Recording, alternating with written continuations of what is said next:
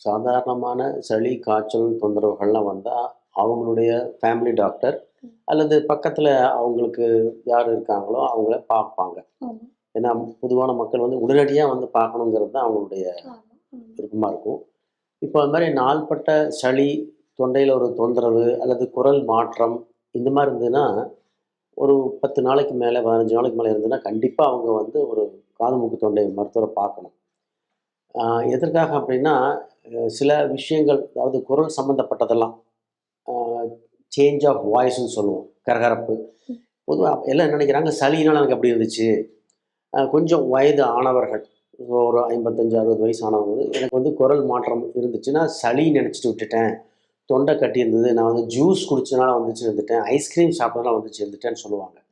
சிறுவர்களுக்கு ஓகே. அது பெரியவர்களுக்கு அந்த மாரி இருக்கும் பொழுது, கண்டிப்பாக வந்து குரல் வளைய பரிசோதனை பண்ண வேண்டும்.